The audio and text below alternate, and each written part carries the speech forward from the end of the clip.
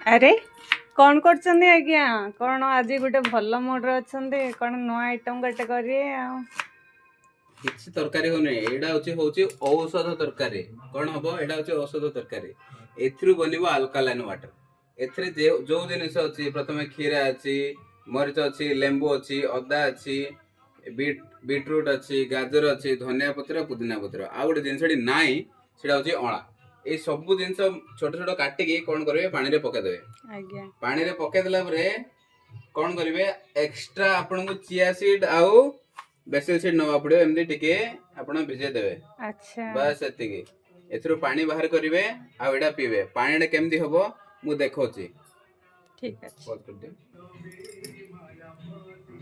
ପ୍ରଥମେ ପକେଇଦେଲ ମରିଚ, ତାପରେ ଧନିଆ ପତ୍ର,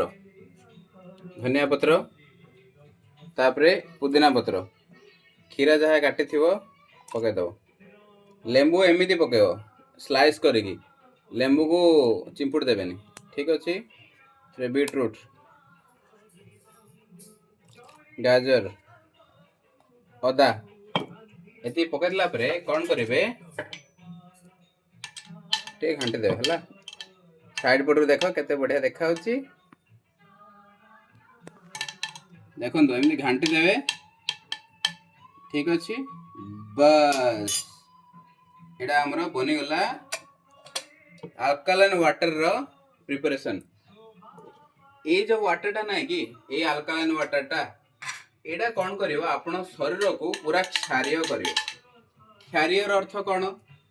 ଯୋଉ ଜିନିଷ ଭଜା ହୁଆ, ତଲା ହୁଆ, ଛଣା ହୁଆ ଯାହା ଖାଉଛନ୍ତି, ସେ ସବୁ ଆପଣଙ୍କ ଶରୀର ଅମ୍ଳ କ୍ରିଏଟ କରୁଛି। କଣ କରୁଛି? କମେଣ୍ଟରେ କହିବେ ଅମ୍ଳ। ଏହି ଯୋଉ ପାଣି ଯଦି ପିଇବେ, ସେ ଅମ୍ଳଟାକୁ କମ କରିକି କ୍ଷାରୀୟ କରିବ। କଲେ ହବ କଣ? ଯଦି ବଡି ଆପଣଙ୍କ ଶରୀର କ୍ଷାରୀୟ ରହିବ, ଯେତେ ପେନ୍ ଥିବ ପ୍ରଥମ ଜିନିଷ ସରିବ। ଦ୍ୱିତୀୟ ଜିନିଷ, ଯେତେ ହାଲିଆ ଲାଗୁଥିବ ସବୁ ଏନର୍ଜେଟିକ ଲାଗିବ, ଠିକ ହବ। ତୃତୀୟ ଜିନିଷ, ଠିକ ହଜମ ହବ। ଚତୁର୍ଥ ଜିନିଷ, ଠିକ ସେ ନିଦ ହବ।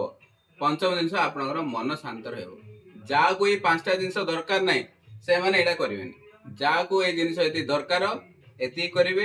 ଯୋଉ ଔଷଧ ଖାଉଛନ୍ତି ନା କାହିଁକି, ସେ ଔଷଧ ଧୀରେ ଧୀରେ ଔଷଧ ଆପଣଙ୍କୁ ଛାଡିକି ପଳେଇବ। ଆପଣଙ୍କୁ ଔଷଧ ଛାଡିବା ଦରକାର ନାହିଁ।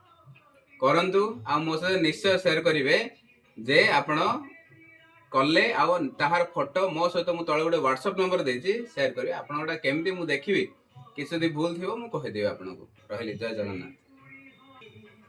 ଗୋଟେ କଥା ଭୁଲି ଯାଇଥିଲି, ଯେ ଏଇଟା ଯୋଉ କରିବେ, ଏମିତି କରୁ କରୁ ପିଇବେନି।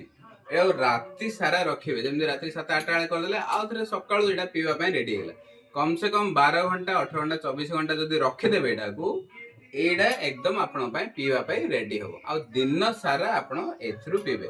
ଯଦି ବେଶୀ ହାର୍ଡ ଲାଗିବ, ଏଥିରେ ଟିକେ ପାଣି ମିଶେଇ ପିଇଦେବେ। ଓକେ, ଜୟ ଜଗନ୍ନାଥ।